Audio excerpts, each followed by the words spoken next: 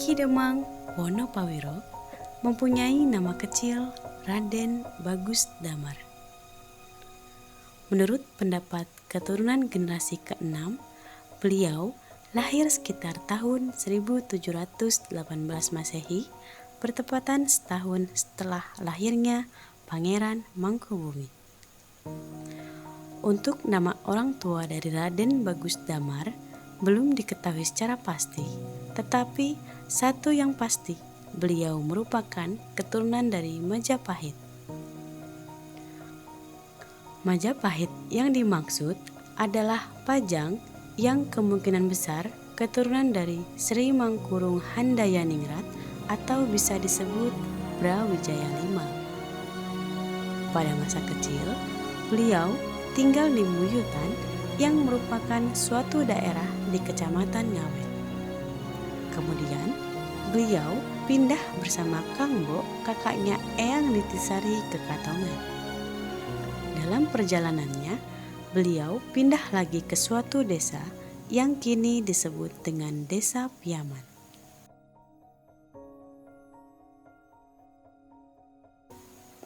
Untuk mengetahui informasi mengenai Ki Demang Wonopawiro lebih lanjut, mari kita tanyakan langsung kepada keturunan generasi ke-6.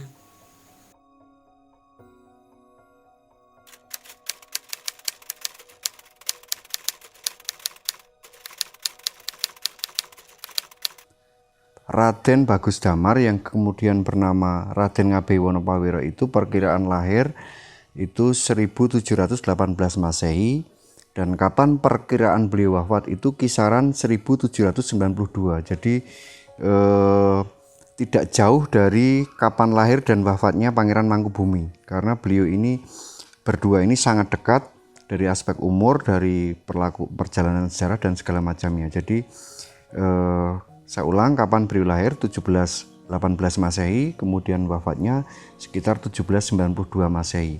Karena pada masa itulah Pangeran Mangkubumi juga sudah mangkat pada usia 74 tahun.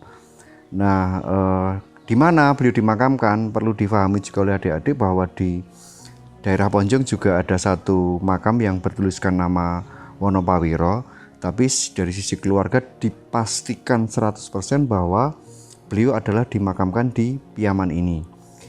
Yang bersebelahan dengan, ini di bukti sejarah juga agak berbeda yang ditulis oleh Pemkab Gunung Kidul, bersebelahan dengan Raden Ponco Benawi. Ponco Benawi itu adalah kakaknya dari Raden Poncodirjo, jadi Bupati pertama Gunung Kidul. Itu di Piaman ada bukti sahih dekat sekali antara Wonopawiro, Eyang Wonopawiro dengan Eyang Poncodirjo. Terbukti bahwa kakaknya Poncodirjo, Eyang Ponco Benawi pun dimakamkan di sini gitu.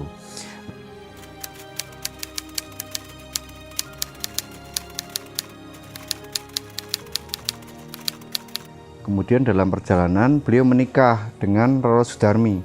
Itu anak dari Raden Panji Harjodipuro atau bisa disebut juga Harjodinomo.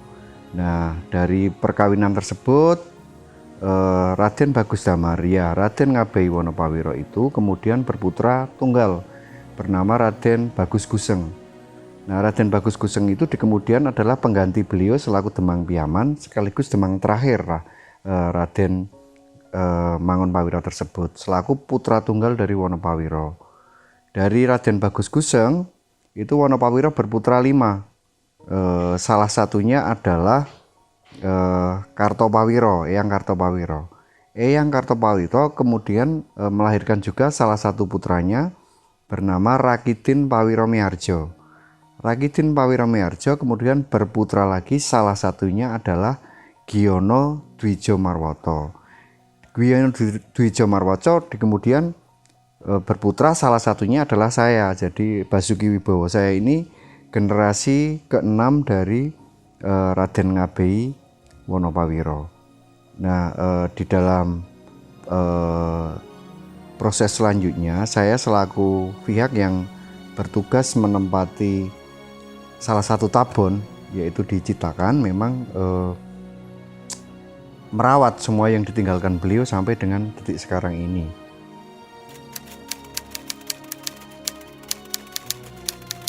kemudian terbit perintah untuk babat alas Nongkodoyong yang disayembarakan, yang berkenan oleh Pangeran Mangkubumi, yang kemudian menyanggupi untuk melakukan babat alas Nongkodoyong itu adalah Raden Damar, Raden Bagus Damar.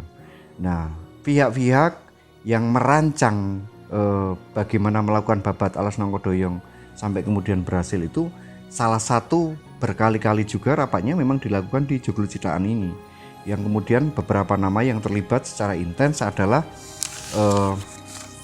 Eyang Joseso, Eyang Wonoseso, Eyang Ranu Nitiproyo, Eyang Nitisari, dan didukung oleh beberapa ini yang tidak terkonfirm kepada Banyawiak, didukung oleh banyak demang yang pada masa itu sudah ada. Di antara Tumenggung Poncodirjo selaku Kepanjen Semanu terlibat, Eyang Poncodriyo sebagai Bupati di Semingkar pun terlibat, Eyang Wironegoro itu Rio Bupati di pada masa itu juga terlibat, Panji Harjodipuro, kemudian Eyang Joyorsi, banyak pihak terlibat pada masa itu. Singkat cerita, atas ridho ilahi dengan berbagai upaya dari Raden Bagus Damar selaku leader, pemimpin dari babat alas Nongkodoyong, selaku pemenang sayembara, itu berhasil melakukan babat alas Nongkodoyong.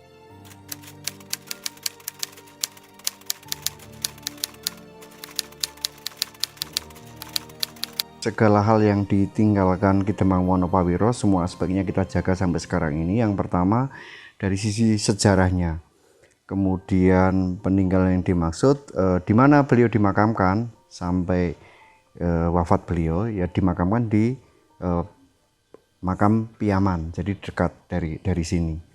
Nah, kemudian peninggalan yang dimaksud, satu Tabon Utama. Di Tabon Utama juga ditinggalkan beberapa hal.